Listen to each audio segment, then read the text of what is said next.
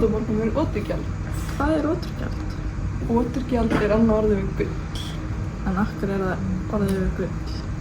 Það skemmtileg saga að segja. Sagan byrjar nú þannig að æsirnir Óðinn, Loki og Hænir voru að ganga meðfram á nokkuri og komu þá auga á otur. Þeir sá að oturinn hafði veitt lax, þannig að Loki tók upp stein og kastaði honum í oturinn. Vá, hvað góður veiðimaður, ég hitti otur og lax í einu höggi. Vel gert þú þér? Þeir tóku laxinn og oturinn með sér og gengu þar til þeir komið að bæ nokkrum og gengu inn. Maður að nafni Hreiðmar bjó á bænum. Ég gistum við í nótt.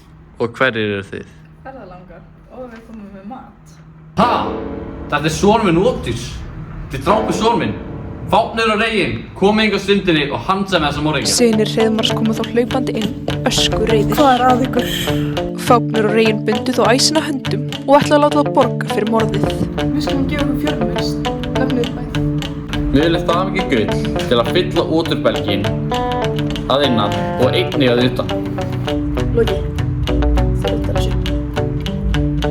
Óðinn sendi þá Loka í Svartálfa heim í leit að gulli. Loki kom þá til dvergs sem hét Andvari. Hann var í vatni og í fiskslíki, þannig að Loki tók hann höndum og lagði hann fjörlaust. Andvari þurfti þá að gefa Loka allt gullið sitt, meira að segja hringinn sem hann grátbað Loka taka ekki, vegna þess að hann átti að færa eiganda sínum dauða. Loki hélt þá aftur á stað til Hreiðmars með gullið í oturbelgnum. Þessi stendur eitt hár. Ekkert mál. Og nú eru við lausir frá oturgjaldinum. Þessi ringur mun drepa. Og þannig sagan okkur gull oft kallað oturgjald. Það er á að sagja, en endur þarna. Hvað var allt gullið og hringinn bálvana? Sagan heldur endur áfram, ef þið vilja heyra meira. Já, endur það.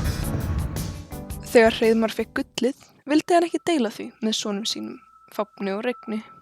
Við eigum hluti í þessu. Þið fáið ekkert, þetta er gullið mitt.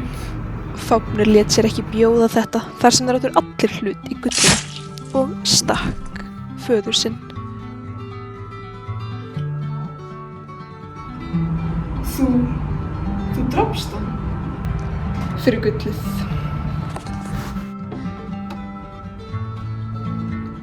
Nú skaltu koma að burt, Reginn, annars myndi enda eins og faðir okkar.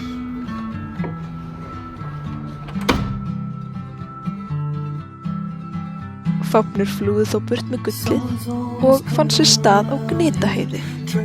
Hann gerði sér ból þar, brást í ormslíki og lagðist á gullið. Reginn var þá einn eftir með ekkert gull.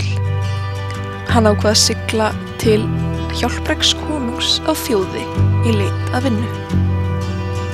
Reginn vildi samt líka fá henni. Blessaður, Reginn, þetta er hans Sigurður. Hann er mikill bardagamaður. Ég býð þér hann að gjöf. Hjálpreggur konungur bauð Regni að taka Sigurð í fóstur og svo gaf hann líka vinnu sem smiður. Ég ætla að gera það miklum bardagamanni, Sigurður. Og þú ætlar að drepa Fáfni bróður minn fyrir mig og stela gullinu.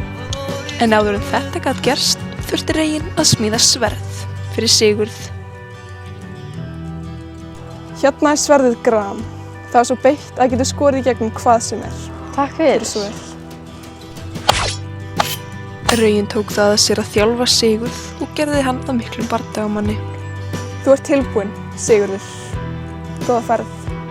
Sigurður hóf þá ferð sína í átt að Gnitaheiði þar sem Fáfnir lá á gullinu í ormslíki.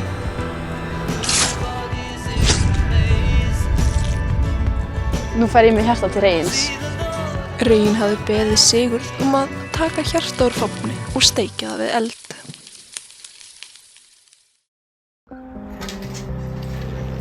Hér er hjartað úr Regin. Takk fyrir, Sigurður minn.